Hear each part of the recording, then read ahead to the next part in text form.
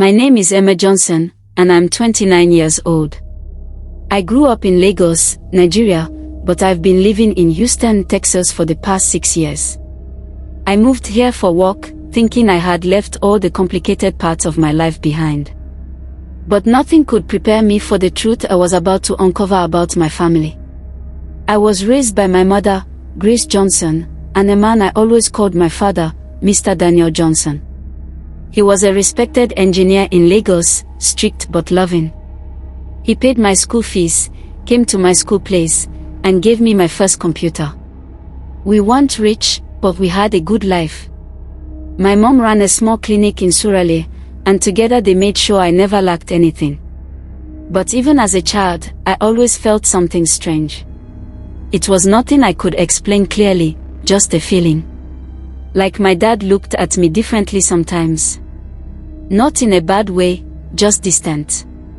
And every time I asked my mom questions about how they met or where they had their wedding, she would change the topic or say, "That's a story for another day." I didn't push it. I had no reason to doubt them. When I turned 25, I got an amazing job opportunity in Houston and moved to the US. My parents were so proud. I promised to visit every December. Life was good. Until last year, when everything changed. It started with a phone call. My dad, Mr. Johnson, had a stroke.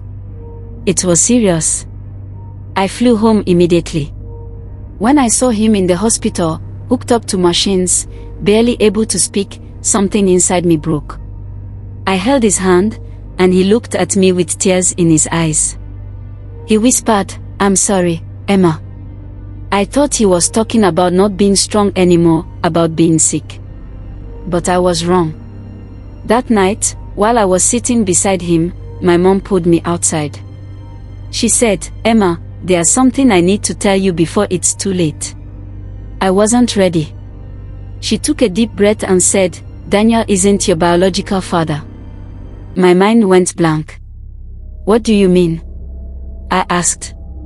My voice didn't even sound like mine. She looked down. "We were having problems conceiving. I met someone. Just once. I never told Daniel. When I got pregnant, he thought the baby was his. He loved you from the moment you were born." I stood there in silence, trying to breathe. Everything I believed for 29 years was collapsing. "Who was the man?" I asked. She hesitated. Then she said, "His name is Richard White. He was a medical volunteer from the US, working in Nigeria for a year. We lost touch after he returned to America. I never told him about you." I felt like vomiting. Not from anger, but confusion. Sadness. Betrayal. I walked away without saying another word. Over the next few weeks, I took care of Mr. Johnson. He eventually recovered enough to return home, but he never spoke about what he said in the hospital. I think he knew my mother had told me. And yet, he never stopped treating me like his daughter. Back in Houston, I couldn't let it go. I had to know who Richard White was.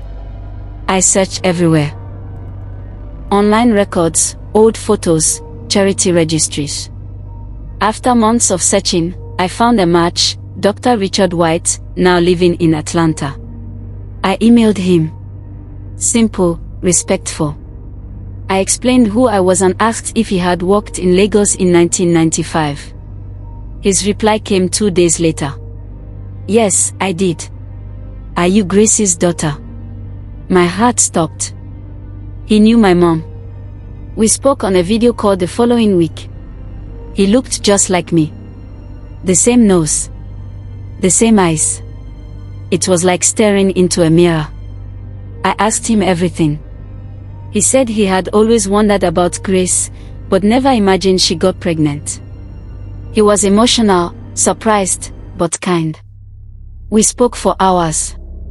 I told my mom about the call. She cried for a long time. She said she never told me because she was scared it would destroy the family. And maybe it would have. But here's the truth. The man who raised me, Mr. Daniel Johnson, was my father in every way that mattered. He may not have shared my DNA, but he gave me love, sacrifice, and stability. And for that, I will forever be grateful. As for Richard, we are slowly building a relationship. He wants to meet me in person. Maybe one day he will. This journey has been painful. But it taught me something. Family isn't always about blood.